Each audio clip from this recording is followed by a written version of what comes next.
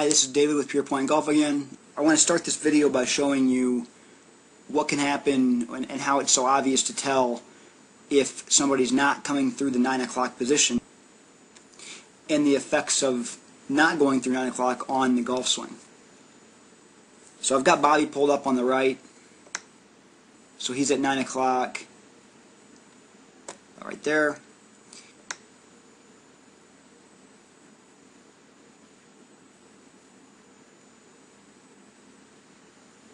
Okay, so from this view you can see that's about parallel to the feet line, but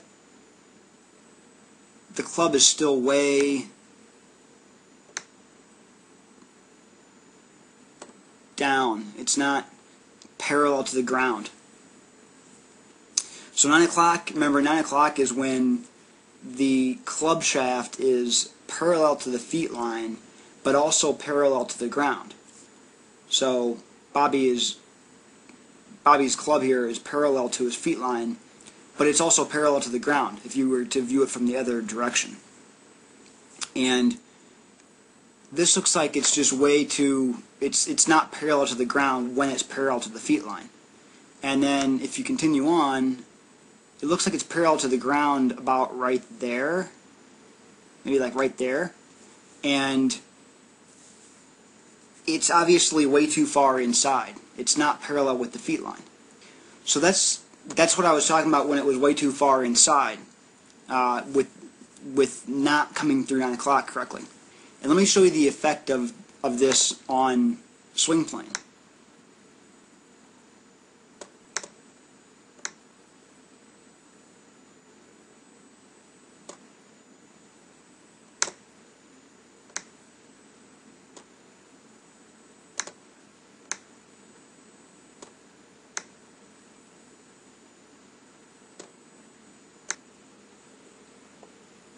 Okay, so the effect of not coming through 9 o'clock on swing plane, and this is the effect of coming too far inside on the backswing, is really drastic. As you can see, he comes back, all the way to the top, and then he switches planes. He's already off plane a little bit, and from here on, you can see that basically he's going to come straight down in this area where he came back over here. So he's got like a little loop going on, and the thing about this is that watch how fast the body turns. Watch how fast the body starts to come through and turn the shoulders through, which that's part of what's causing this big gap here between the two planes that he's swinging on. Because when you turn the shoulders into the ball or towards the target too fast, it changes the plane automatically. Just give it a try. Get to the top of the backswing and then move your shoulders even 2 or 3 inches, and you're going to see that the plane is totally different than it was on the way back. So watch how fast his shoulders turn here through.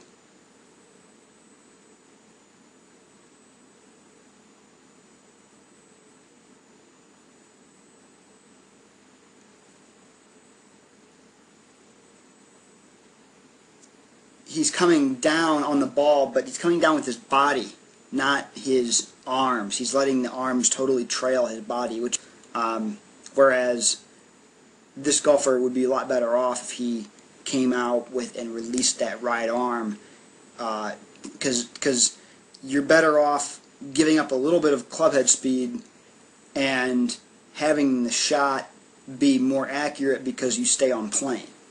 So again, this is the effect of not coming through 9 o'clock. You see that 9 o'clock is never, the 9 o'clock checkpoint is never hit by this golfer. Let's compare this to Bobby's real quick now. So Bobby's at the 9 o'clock checkpoint. He comes up.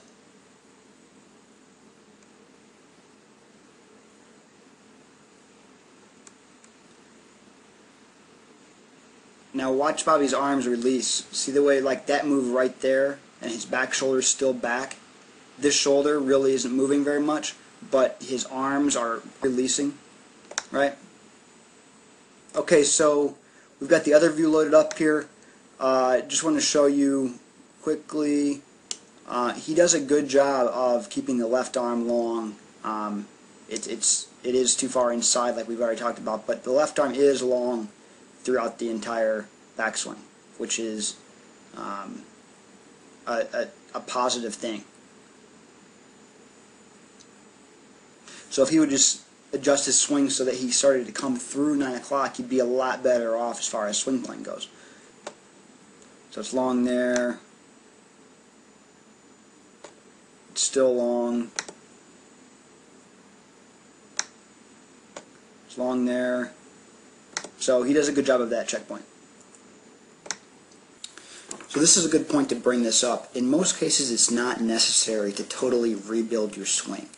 This golfer in particular doesn't need to really implement left arm long, checkpoint number 3, in his golf swing. He's already doing it. His body's already used to doing checkpoint number 3 correctly.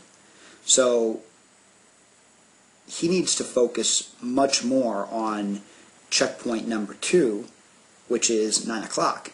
If he just focused on that checkpoint alone, his golf swing would improve dramatically. In checkpoint 5, having the right arm straight at impact does a pretty good job of that too. I think that's a little bit behind impact, but the arm's pretty straight.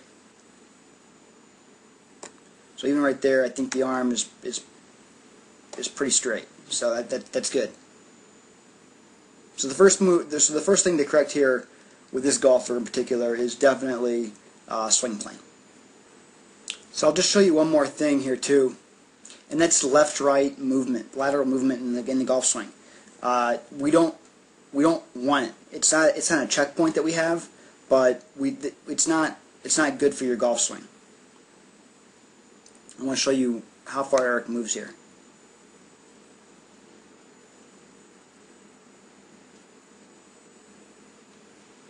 Okay, so you can see that like his head moves way back behind the ball, and it comes back around, and now he's about where he started off at, which is good, but it's inconsistent. It's an inconsistent move.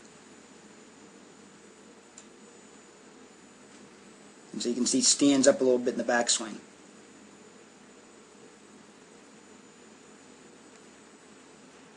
So compare that now to Bobby's.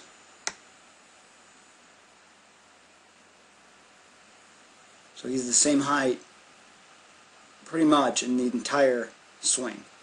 And that's really important. The same height, he didn't lift up. Even in the downswing here, he didn't have that big dip. There's not a ton of slide either. So if you compare the two,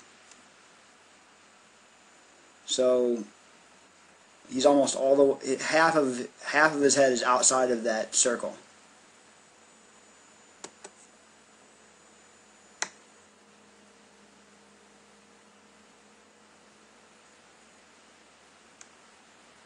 We pretty much stay in it the whole time.